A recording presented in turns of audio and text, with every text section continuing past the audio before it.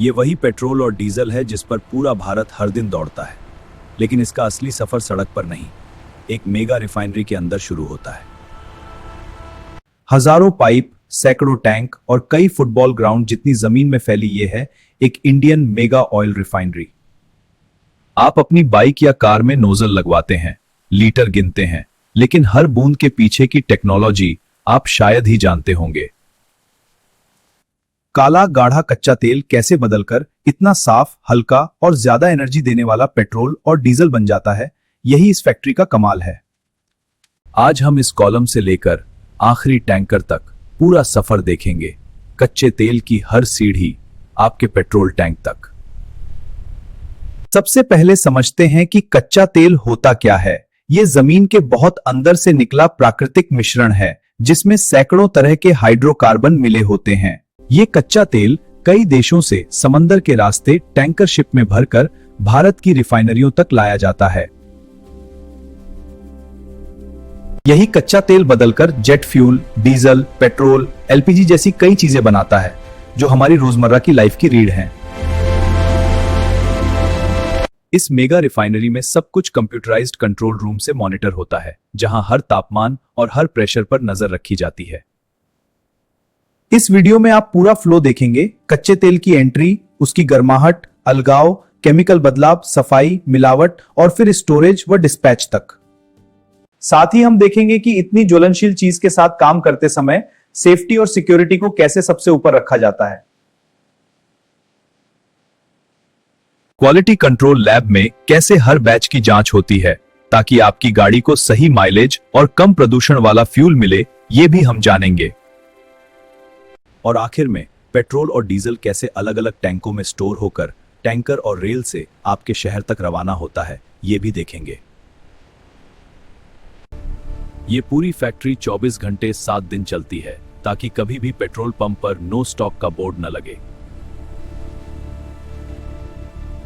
तो आइए अब अंदर चलते हैं और देखते हैं पेट्रोल और डीजल की ये अदृश्य फैक्ट्री का सच, शुरुआत से आखिर तक। कच्चे तेल का सफर समंदर से शुरू होता है, जहां ऐसे बड़े से बड़े टैंकर भारतीय बंदरगाह पर आकर रुकते हैं।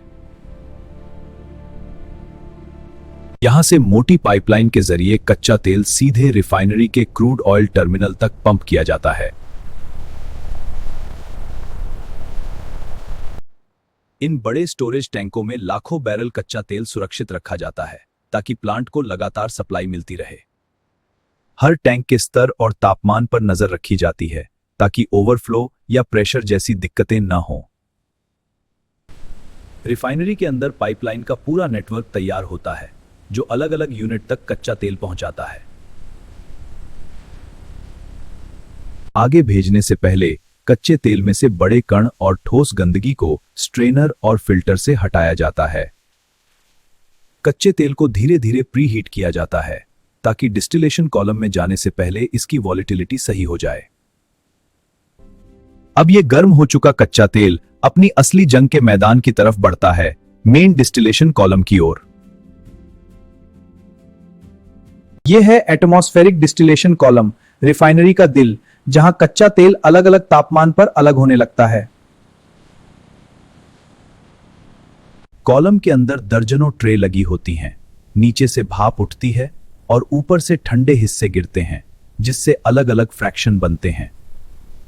नीचे का हिस्सा करीब 350 से 370 डिग्री सेल्सियस तक गर्म होता है, जबकि ऊपर जाते जाते तापमान तेजी से गिरने लगता है। सबसे हल्की गैसें ऊपर जाकर कंडेंस होकर एलपीजी और पेट्रोल जैसे हल्के फ्यूल में बदल जाती हैं। बीच के हिस्से से केरोसिन और जेट फ्यूल जैसे मीडियम फ्रैक्शंस बाहर निकाले जाते हैं। नीचे के जोन से डीजल और हेवी गैस ऑयल जैसे भारी हिस्से अलग कर लिए जाते हैं। कॉलम से निकलने वाले हर फ्रैक्शन का रंग, गाढ़ापन और तापमान अलग होता है जो आगे की प्रोसेसिंग तय करता है। इंजीनियर और ऑटोमेशन सिस्टम मिलकर इस कॉलम को इतनी बारीकी से कंट्रोल करते हैं कि हर फ्रैक्शन का क्वालिटी लेवल बना रहे। जो नफ्था या गैसोलीन कट यहां से मिलता है, वही आगे चलकर प्रोसेस होकर आपके पेट्रोल टैंक तक पहुंचता है। इन फर्नेस की आग और कॉलम की ऊंचाई दोनों मिलकर तय करते हैं कि एक दिन में कितने हजार बैरल तेल रिफाइन होगा। जो सबसे भारी हिस्सा बच जाता है उसे सीधे नहीं छोड़ा जाता, बल्कि वैक्यूम डिस्टिलेशन में भेजा जाता है।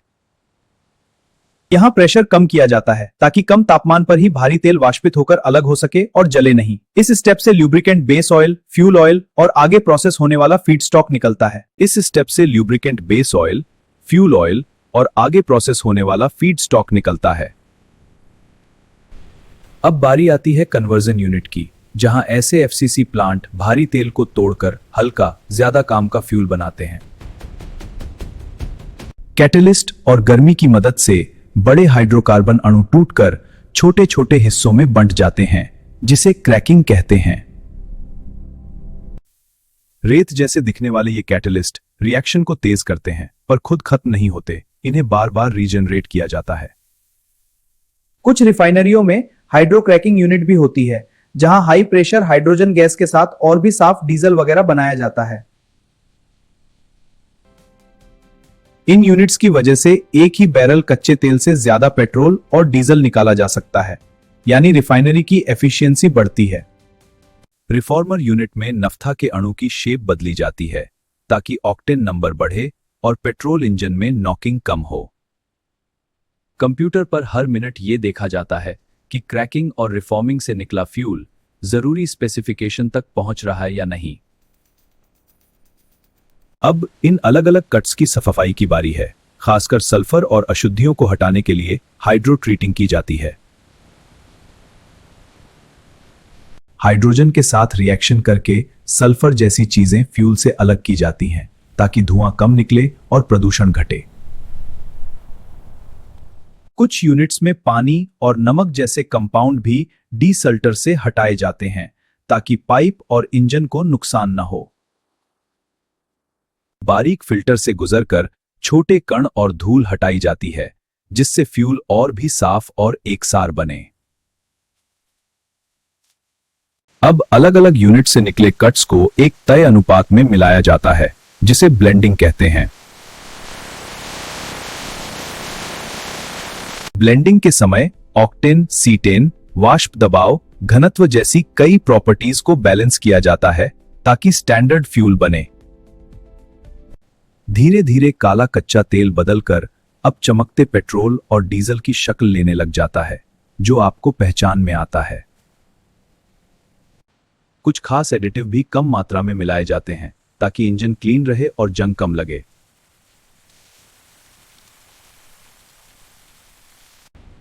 अब तैयार पेट्रोल और डीजल अपनी अपनी समर्पित पाइपलाइन से बड़े प्रोडक्ट टैंकों की ओर रवाना हो जाता है। लेकिन सिर्फ मशीनों पर भरोसा नहीं, हर बैच की जांच इस तरह के हाईटेक लैब में की जाती है। पाइपलाइन से ऑटोमेटिक सैंपल लेकर अलग अलग पैरामीटर जैसे घनत्व, कलर, सल्फर कंटेंट वगैरह मापे जाते हैं। विस्कोसिटी टेस्ट से पता चलता है कि फ्यूल न ज्यादा गाढ़ा है न ज्यादा पतला, बिल्कुल इंजन के हिसाब से। ऑक्टेन और सीटेन नंबर चेक होते हैं ताकि पेट्रोल में नॉकिंग कम और डीजल में स्मूथ इग्निशन हो सके। फ्लैश पॉइंट और फायर पॉइंट जैसे सेफ्टी टेस्ट भी जरूरी हैं ताकि हैंडलिंग और ट्रांसपोर्ट के दौरान रिस्क कम हो। इतनी ज्वलनशील प्रोडक्ट के साथ काम में सेफ्टी ड्रिल्स और फायर सिस्टम हमेशा एक्टिव रहते हैं। अतिरिक्त या खतरे वाली गैसों को ऐसे फ्लेयर स्टैक में कंट्रोल्ड तरीके से जला दिया जाता है ताकि प्लांट सुरक्षित रहे। फैक्ट्री का गंदा पानी भी सीधे नहीं छोड़ा जाता, उसे ट्रीटमेंट प्लांट में साफ करके ही बाहर भेजा जाता है। अब बात करते हैं तैयार पेट्रोल और डीजल की। ये अलग अलग समर्पित टैंकों में स्टोर रहता है।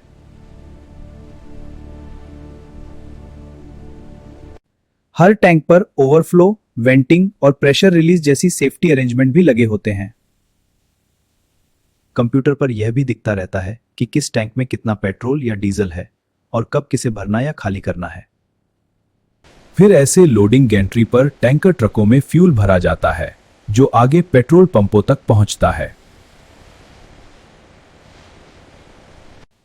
लोडिंग आर्म ऑटोमेटिकली सेट मात्रा के हिसाब से फ्यूल भरते हैं और साथ में मीटर हर लीटर का रिकॉर्ड रखता है। हर टैंकर के लिए डिजिटल लोडिंग रिपोर्ट बनती है जिसमें किस ग्रेड का कितना फ्यूल भरा गया सब दर्ज होता है। फिर ये टैंकर हजारों किलोमीटर दूर छोटे बड़े शहरों और कस्बों के डिपो और पेट्रोल पंपों की ओर रवाना हो जाते हैं। कई जगहों पर रेल वैगन से भी पेट्रोल और डीजल की बड़ी बड़ी खेप एक साथ दूर तक भेजी जाती है। शहर के पास बने टर्मिनलों में फ्यूल दोबारा स्टोर होकर यहीं से नजदीकी पेट्रोल पंपों को सप्लाई किया जाता है। आखिरकार ये वही पेट्रोल पंप है जहां आप गाड़ी लेकर आते हैं और ये पूरा पीछे का सफर आपको दिखता भी नहीं। नोजल से गिरती हर बूंद के पीछे कच्चे तेल से लेकर मेगा रिफाइनरी तक का ये पूरा विज्ञान छुपा होता है। पहले कच्चा तेल आया, फिर डिस्टिलेशन में उसके हिस्से अलग हुए, क्रैकिंग से आउटपुट बढ़ा, ट्रीटमेंट से सफाई हुई और अब ब्लेंडिंग और क्वालिटी चेक के बाद स्टोरेज टैंकों से निकलकर ये आपके नजदीकी पेट्रोल पंप तक पहुंच गया। रात हो या दिन ये रिफाइनरी चुपचाप काम करती रहती है ताकि देश की अर्थव्यवस्था और आपकी रोजमर्रा की जिंदगी चलती रहे। इस सब के बीच सेफ्टी, पर्यावरण और क्वालिटी तीनों को साथ लेकर चलना ही किसी भी मॉडर्न रिफाइनरी की सबसे बड़ी चुनौती है। ऐसी ही फैक्ट्री के भीतर की कहानियां और कैसे बनता है कि सफर अगर आपको पसंद आते हैं तो इस चैनल के साथ जुड़े रहिए।